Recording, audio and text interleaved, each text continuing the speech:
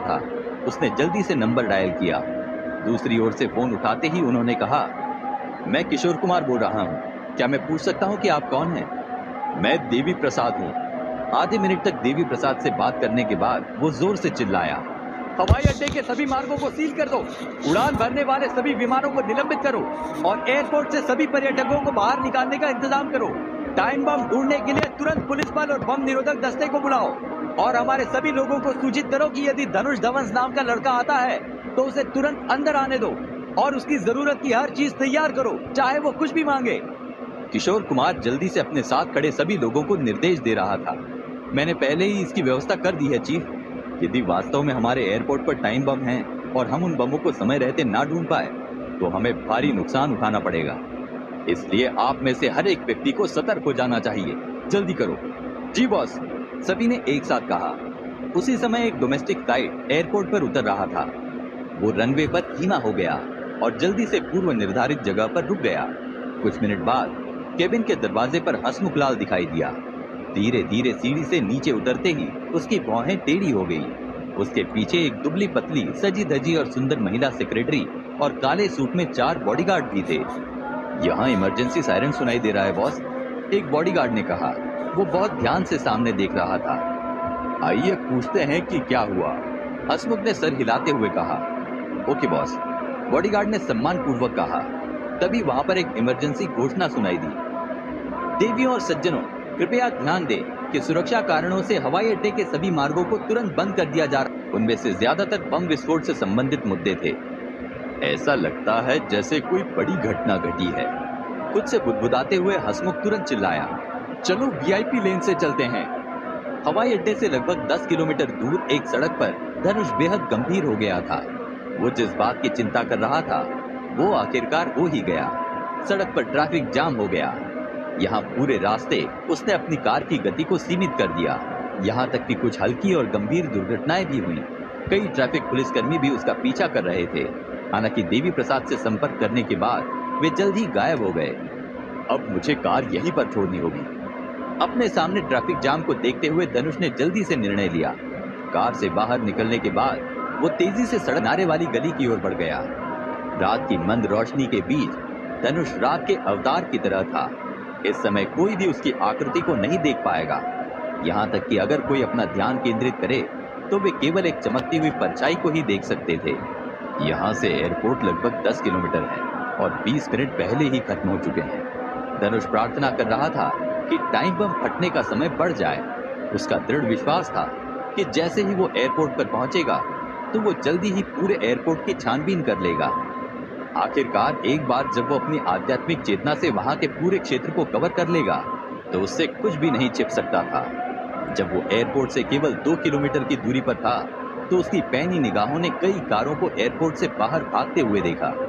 बहुत से लोग इधर उधर घूम रहे थे और अपना बैग लेकर सड़क के किनारे भाग रहे थे। चारों ओर अफरा तफरी मची हुई थी। ऐसा लगता है कि एयरपोर्ट ने इमरजेंसी घोषणा कर दी है। धनुष सड़क पर दौड़ता हुआ तेजी से आगे बढ़ रहा था। जब वो एयरपोर्ट के पास पहुंचा तो वो बहुत तेजी से प्रवेश द्वार की ओर बढ़ा। एयरपोर्ट को सील कर दिया गया है और किसी को भी प्रवेश करने की अनुमति नहीं है। 1 दर्जन पुलिस अधिकारियों ने धनुष को घूरते हुए देखा और उनमें से एक उस पर चिल्लाया। धनुष ने भी चिल्लाकर उनसे कहा, मैं धनुष हूं, मुझे अंदर जाने दीजिए। धनुष, ये नाम सुनते ही पुलिस अधिकारियों के चेहरे के भाव बदल गए। वो पुलिस अधिकारी जिसने धनुष को अभी अभी रोका था, उसने कहा, क्या आप मिस्टर धनुष धवंस हैं? हमें निर्देश दिया गया है कि आप अंदर जा सकते हैं। उसने अपनी बात पूरी खत्म की भी नहीं थी कि धनुष तेजी से अंदर घुस गया। धनुष ने अपनी आध्यात्मिक चेतना को जागृत कर लिया था, जिसने 200 से 300 मीटर के दायरे को कवर किया। एयरपोर्ट लाउंज के अंदर जब वो घुसा तो उसके चेहरे के भाव थोड़े बदल गए। 3 बम हैं और विस्फोट के होने में सिर्फ 3 मिनट 15 सेकंड ही बचे हैं। धनुष ने जल्दी से इधर उधर देखा और पाया कि आसपास के कई पुलिस अधिकारी टाइम बम की तलाश कर रहे थे। वो अचानक उन पर चिल्लाया, इस कचरे के डिब्बे में एक टाइम बम है, जल्दी से इधर आओ। दूसरा बम एक आग की नली के अंदर है और तीसरा बम बाईं ओर बर्तन में है, जल्दी करो। उन टाइम बमों को फटने में केवल 3 मिनट बचे हैं। एक साथ दर्जनों पुलिस अधिकारी धनुष के द्वारा बताए गए 3 स्थानों की ओर भाग रहे थे। 3 ब्लैक बॉक्स को देखने के बाद 2 बम विशेषज्ञ लाउंज की ओर भागे और जल्दी से उनकी जांच की। उन्होंने जान लिया था कि ये 3 ब्लैक बॉक्स विशेष रूप से इकट्ठे किए गए टाइम बम थे। किशोर कुमार का चेहरा गंभीर था। वो और एयरपोर्ट पुलिस टाइम बम के बारे में सुराग के लिए चारों ओर खोज कर रहे थे जब उन्हें अपने कर्मचारियों से रिपोर्ट मिली जिसमें कहा गया था कि धनुष को पहले से ही एयरपोर्ट के लाउंज में 3 बम मिल चुके हैं। हालांकि वो बिल्कुल भी खुश नहीं दिख रहा था, इसके बजाय वो और भी गंभीर दिख रहा था। धनुष कहाँ है? लाउंज में पहुंचने के बाद किशोर ने तुरंत धनुष के बारे में पूछा। एक पुलिस अधिकारी ने तुरंत उत्तर दिया, मिस्टर धनुष बी बिल्डिंग में गए हैं चीफ, हमारे कुछ साथी उनके साथ हैं। पुलिस अधिकारी का जवाब सुनते ही airport supervisor Kishore Kumar B building की ओर भागा। उन्हें मिले हुए 3 टाइम बमों की चिंता नहीं थी क्योंकि बम निरोधक दस्ता उन्हें डिफ्यूज करने में लगा हुआ था। बी बिल्डिंग में इस समय टर्मिनल P11 खाली हो चुका था। बमों की तलाश में केवल कुछ विशेष पुलिस और एयरपोर्ट के पुलिस अधिकारी थे। फिर भी धनुष बहुत चिंता में दिखाई पड़ रहा था। उसका पूरा शरीर पसीने से नहा चुका था। ऐसा लग रहा था कि धनुष होने वाली अनहोनी को पहचान चुका है। धनुष को किस अनहोनी की चिंता हो रही थी? क्या अभी और भी जगह बम थे? जानने के लिए सुनते रहिए धनुष की कहानी द इमॉर्टल वॉरियर, सिर्फ पॉकेट एफएम पर। बचे थे उसके और आखिरी बार के बम के बीच की दूरी करीब 200 से 300 मीटर थी। यदि वो उसके स्थान पर दौड़ता और उसे दूर फेंकने की कोशिश करता तब भी उस बम को सुनसान जगह पर फेंकने में बहुत देर हो जाती। ये फटने वाला है, धनुष ने अंदर ही अंदर आह भरी।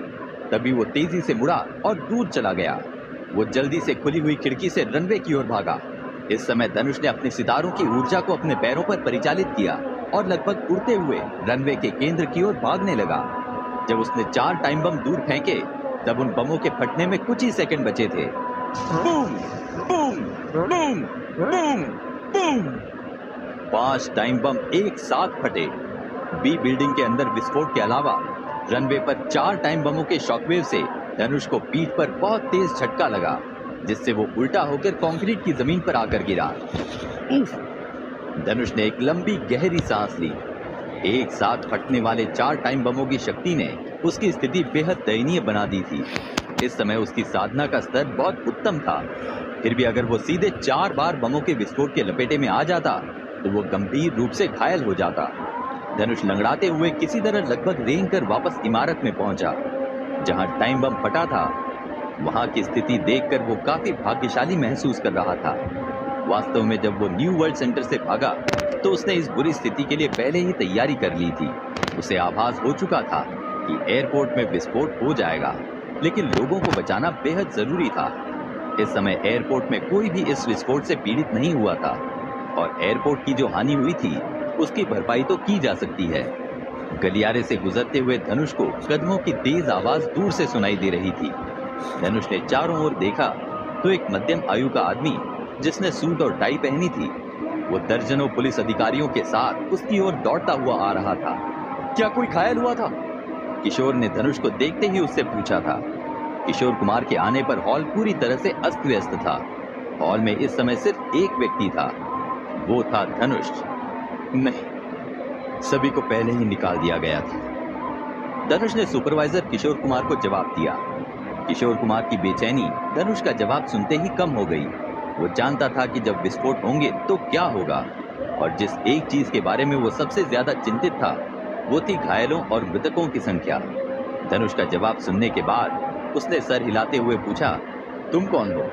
तुम पुलिस बल या एयरपोर्ट के कर्मचारी तो नहीं लगते हो। मैं धनुष हूँ, धनुष ने भारी आवाज में जवाब दिया।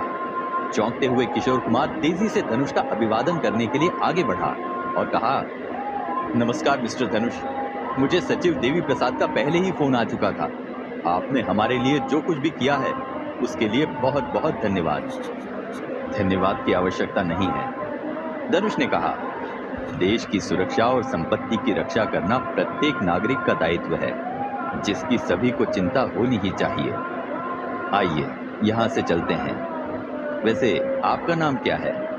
अपना हाथ बढ़ाते हुए किशोर ने कहा, मैं इस एयरपोर्ट का सुपरवाइजर किशोर कुमार हूँ मिस्टर धनुष। मैं आपके कार्यों के बारे में पहले से ही जानता हूँ और किसी भी चीज की परवाह किए बिना मैं आपको धन्यवाद देना चाहता हूँ, क्योंकि अगर आप नहीं होते तो हमारा एयरपोर्ट आज लाशों के ढेर से भर गया होता। न जाने कितने मासूम लोगों की जान चली जाती। जैसा मैंने कहा, इस जगह को जल्दी से जल्दी छोड़ दें। धनुष ने बेहद हल्की मुस्कुराहट के साथ कहा, यह बहुत सौभाग्य की बात है कि उन आतंकवादियों ने केवल 8 टाइम बम स्थापित किए, वरना अगर मैं समय पर नहीं दौड़ता तो बहुत देर हो जाती। धनुष की बात सुनते ही किशोर के चेहरे का रंग बदल गया। वो बोले, मिस्टर धनुष, मैंने रनवे से एक विस्फोट की आवाज को सुना था। क्या तुमने? उस तरफ 4 टाइम बम थे। मैंने उन्हें ढूंढा और फिर उन्हें रनवे पर फेंक दिया। धनुष ने किशोर कुमार को टोकते हुए कहा, अगर वे 4 बम यहाँ फटे होते तो ये इमारत उड़ जाती। अभी आपके एयरपोर्ट को सिर्फ रनवे की मरम्मत करानी होगी। ओह, तो वो आप थे? किशोर कुमार पूरी तरह चौंक गया था। उसका दिल भर आया था। वो कल्पना भी नहीं कर सकता था कि अगर सभी टाइम बम वास्तव में अंदर ही फट जाते तो इसके परिणाम और नुकसान कितने गंभीर होते। अब मेरा काम पूरा हो गया है। धनुष ने अपना हाथ हिलाते हुए कहा, अभी मुझे जाना होगा क्योंकि मुझे कुछ और भी जरूरी काम है, पर आपके कर्मचारियों को बाहर खड़ी बसों में भी छानबीन करनी चाहिए। मिस्टर धनुष, क्या मैं